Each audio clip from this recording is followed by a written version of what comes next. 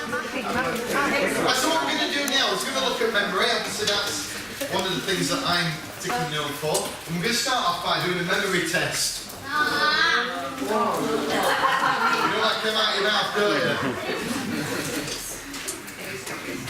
Interesting, isn't it? Right, straight away I say memory test to people like... Right? So this is very simple. We're going to do it all together. In Gibraltar, how many? So what I'm going to do is I'm going to give you 20 objects, and at the end, all together, I want you to recite them back. Okay. Now don't cheat, write anything down, play the game, right? Play the game. So what I'm going to do is I'm going to give you 20 objects, and then at the end, and I'll tell you when to start back, I'll give them back all together one at a time. You ready? You excited? No. I told you it's my show, I'll do what I want. You ready?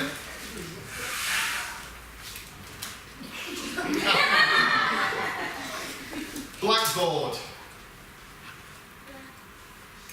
Bag.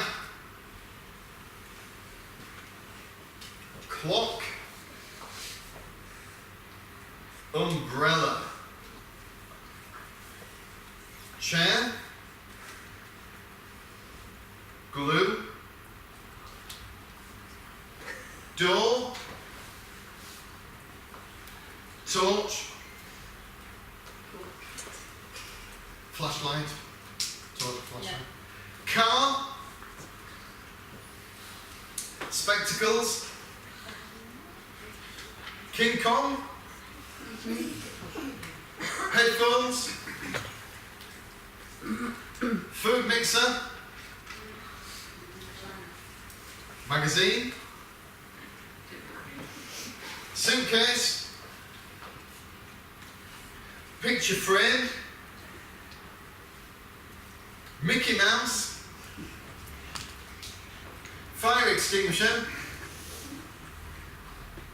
Light bulb. And jacket. So all together, what was number one? Number two? Number three? Number four? Umbrella. Chair. Glue. Door. Torch. Car. Spectacles.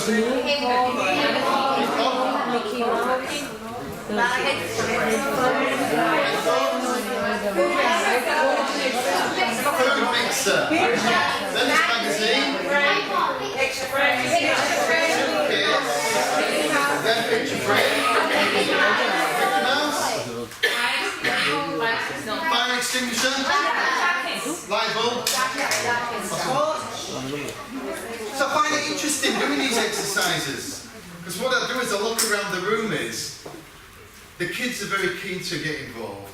The parents not so much. Just out of interest, what example does that set to those kids? Point of observation. Right, so I've done this exercise, I've done this a lot, I've done it for 20 years now. I like a bit of bristle in a room. I like a bit of pushback off the elements. So, I've done this for 20 years and I'm kind of able to say that we've got a bit of room for improvement. Would you agree? Yes. Super duper. This is a challenge when it comes to memory.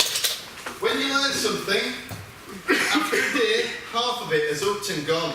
That's it, it's how fragile memory is. And people go, no, it's not that much. Trust me, it is. Don't shout it out. Put your hand up if you can tell me what year I came third in the World Memory Championships. Don't shout it out. Put your hand up if you can tell me. Don't shout it out. What year I came third? So we've got like 5. Say you look like you're guessing. Put your hand down. Only put it up if you know. Right, so we've got 80 odd people in the room. We've got 3 people who said they know. Right? Now, the fact is, I told you that half an hour ago. And again, it's just up and gone. And I'm not doing it to embarrass you or show you up, that's not my job. What I'm doing it for is just to give you a really strong example. You learn something, the following day, it's up and gone. If you think that just listening to the teacher is going to do it for you, no it isn't. If you think that just reading it once or twice is going to do it for you, no it isn't. You need to be more actively involved when it comes to studying. The problem is, after a month, there's only 18% left. That is not a lot. So when it comes to improving your memory, it comes down to two basic principles. Number one, imagination. If I give you the word breakfast, what are you thinking of? Cereal. Thinking of food, right? You're not thinking of the black word breakfast, are you? Thinking of food. And yet again, how does most information come? Black words, white background, doesn't it?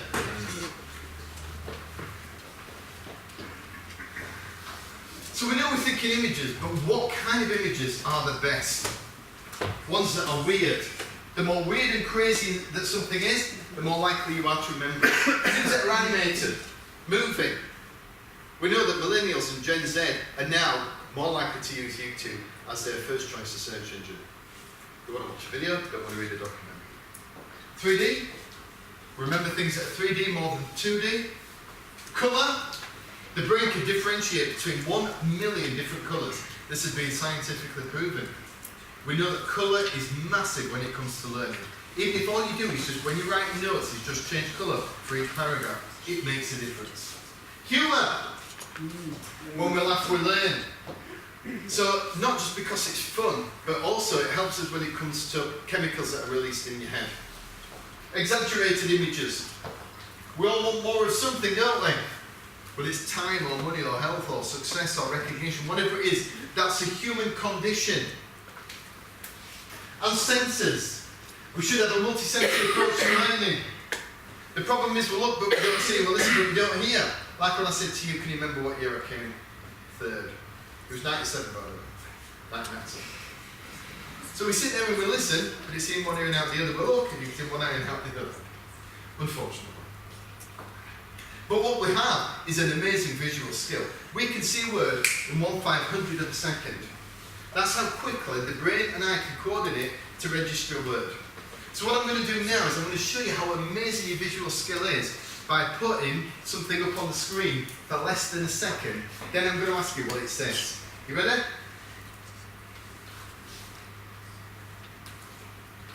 I'm not sure. Back off.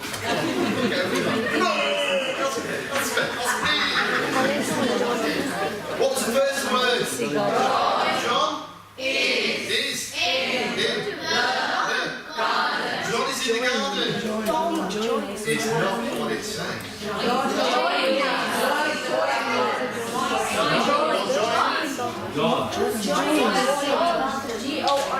No, not join it. No. Join. Jump in the garden. Well, it's usually the one that gets it. John is in the. Thank you. There you go. To the.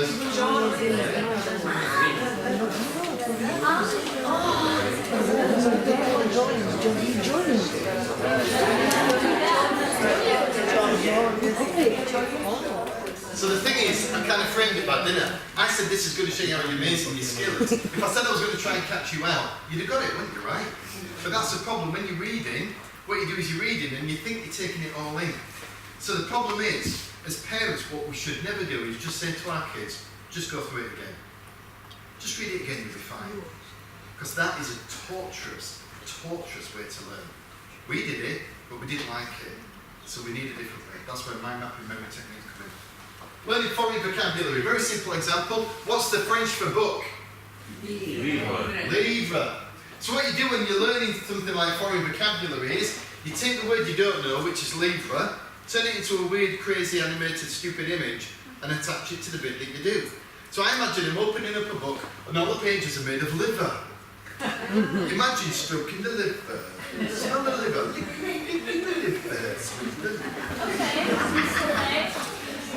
Now, what most people do is they say, hang on a minute, son, you're asking me to memorise more, not less. How does that even work? So what it is a stepping stone. Because what you're doing when you're in the exam, or when you're studying, or when you're trying to remember something, you're here, and the piece of information that you want is out there, in the darkness that is the abyss of your mind. And you can't find it, you're like looking for it, it's like trying to find something in the dark. What memory techniques do is give you a conduit, it's a stepping stone. So think a book, Open it up, pages are made of liver. What does liver mean? It means liver. And the same in reverse.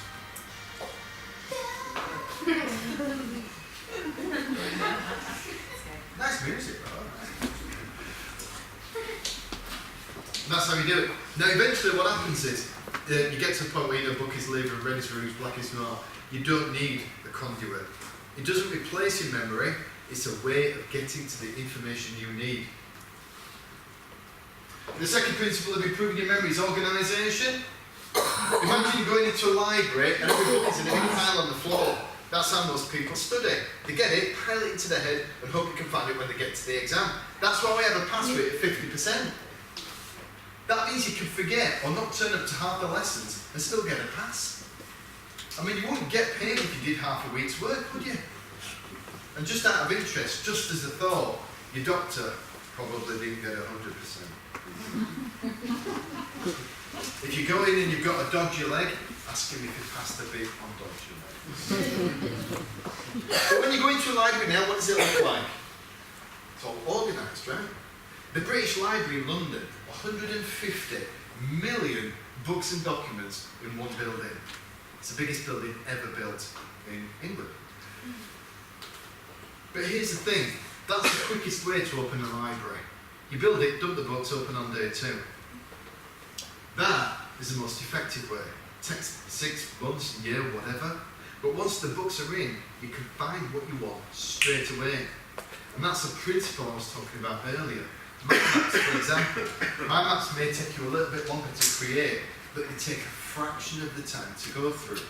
So when you've got study guides, we can take out 80%. So you're cutting your study time down by 80%. So I'm going to show you the power of organisation. I'm going to show you some dots on the screen, and you've got 5 seconds to count them.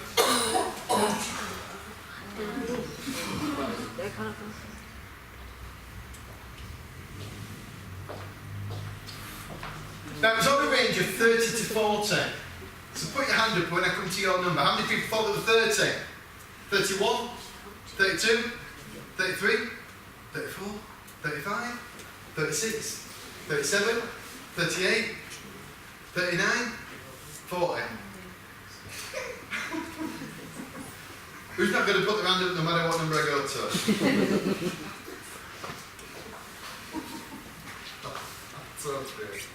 Now, I've got a second question. Who's got the confidence to tell me they know exactly how many dots there were? Because that's a different thing, isn't it? You see, memory's not knowing what you know. Memory's knowing that what you know is true. Those are two different things. Ideally, what you have when it comes to memory is accurate and complete information and the confidence to know that it's true. Ideally, you want both of those things. Now, in work, we don't need 100% accuracy. We can make an assessment. We can make a guesstimate. But actually, when it comes to exams, it doesn't say on the paper, go on, son, give it your best shot. If you're close, we'll give you something because you seem like a nice guy. Right? That's never been on the paper in the history of exams, right? So the thing is, you want the confidence to know it's true. There were 35 dots.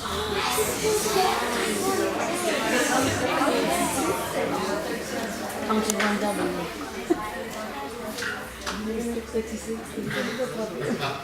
Right, I'm going to show you some more dots.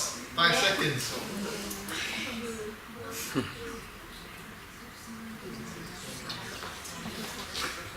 All together? Are you sure? Yes. Somebody yesterday, right, said to me, like an 11-year-old, 37. What are you talking about? 6 by 6, I went, dot in the middle where the lines cross. It was only 11 when I punched him in the face. Fantastic. Dot in the middle. I didn't improve your ability to count dots in 5 seconds, did I? Yeah. What I did was present them in the way your brain naturally works. The reason why this works, all this stuff I'm teaching you, is because you already have the ability to be able to remember stuff. It's just not going in the way in which your brain actually works. If you can do that, you're going to be fine. So what I'm going to do now is show you how to memorise the 20 objects I gave you earlier. At the end of this, what I'm going to do is I'm going to ask, well, at various points I'm going to ask you to shout them out, which helps embed them in. But then at the end of this, I'm going to choose one person to come to the front to recite them for everybody else. No. Yes? I suggest you focus, because it could be it. First pair of objects. I can smell the fear. Right, so. The first pair was blackboard and bag. So imagine a big blackboard here. It's all dry and chalky, somebody scraping the nails down there. On top of the blackboard is a sports bag. Blackboard and bag. Number 2, clock and umbrella. So here we've got a massive clock. It's chiming really loudly. And at the top is a beautiful golfing umbrella. Clock and umbrella. Number 3 was chair and glue. So imagine a big leather chair over here. All the stuffing's coming out of it. And it's covered in glue. Glue's all over the floor, you can smell it and it's sticking. So all together please, if you would, what was the first pair? Thank you very much. Number 2? Number 3? So number 4 is door and torch. So what we do is, we're going to have a little door, it's got arms and legs, it's animated, it's this big, and it's running around on the left turn here. It's got a flashlight, wave torch, it's waving it around, catches you in your eyes, right? Little door. The next pair was car and spectacles. So imagine we've got a little racetrack, cars are running around it like a ski electric, yeah? And then around the headlamps are a big pair of spectacles. So we've got car, spectacles. Number 6 was King Kong and headphones. So over here, against the wall, we've got King Kong, some headphones on, a bit of dad dancing. Yeah? So, what was number 1, please? Blackboard. Number 2? Number 3? Chair and glue. Number 4? Door and torch. Door and flashlight. Number 5?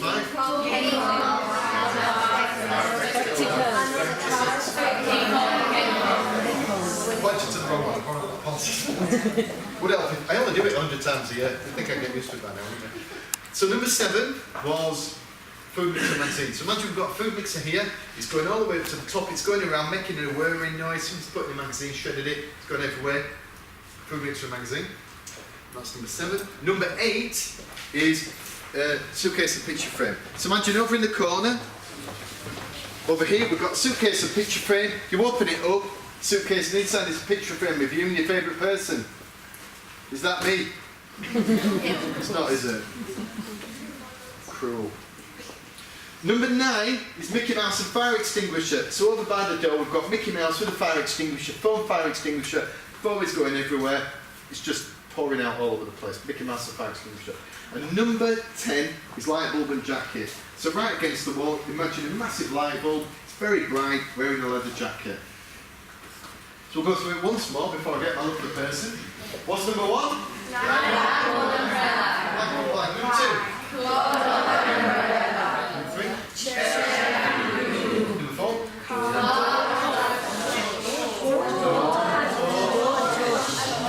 Number 5? Spectacles. Number 6? Headphones. Number 7? Picture magazine. Number 8? Suitcase and picture frame. Number 9?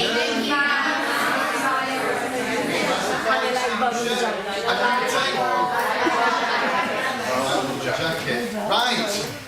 So, thank you. So,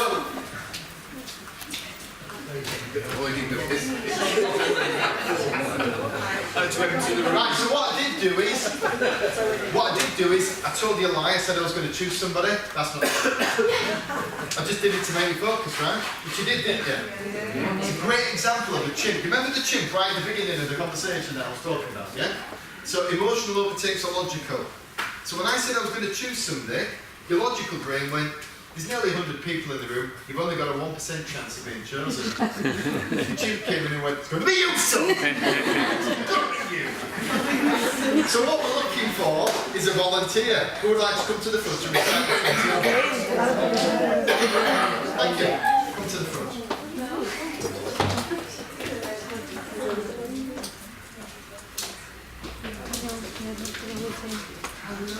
What's your name? Isabella. That's beautiful. Right, Isabella, what I want you to do, please, is give me the 20 objects. Now keep nice and quiet. Nice and quiet. Isabella, off you go.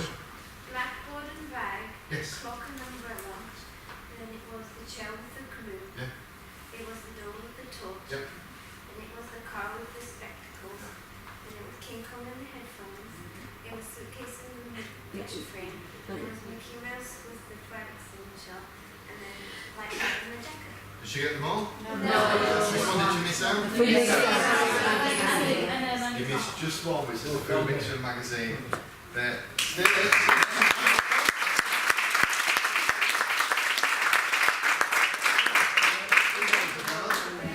You get a gift.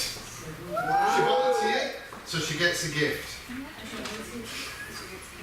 And the best gift of all is hard currency. That's £20 for you. Go and sit down.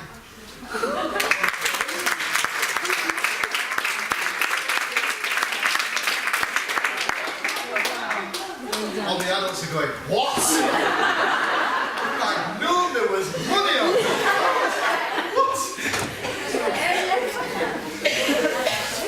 It was fine. Money changes the dynamic in the room.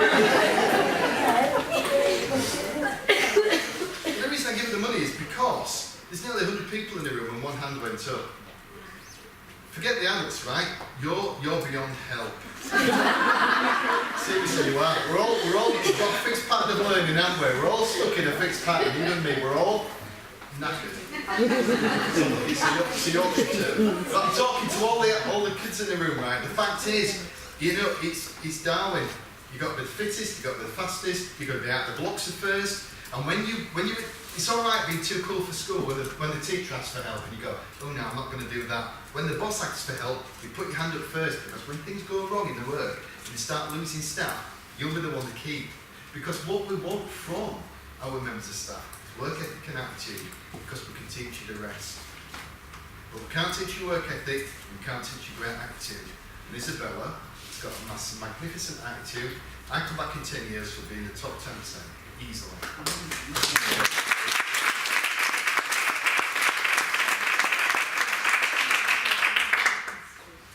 And the fact is, you know, she gets 20 quid and that seems kind of a lot of money for standing up here for a minute. Just think about it this way, the top 50 people in the world are the top 50% of the world's wealth. Life isn't fair. If you want to push yourself, I'm not saying you should be motivated by money, although we all know what happens if you don't have enough. That's a painful life, isn't it, right? It's not about what you can buy, it's about peace of mind. You know, where we're going, we don't know what the world's going to look like in 2 weeks, do we? 2 weeks from now, what the hell is the world going to look like? So the fact is that having that security, being able to go out and do what you want, having choices, having options, you only get those by hard work, graft, drive, bit of ambition, in my opinion.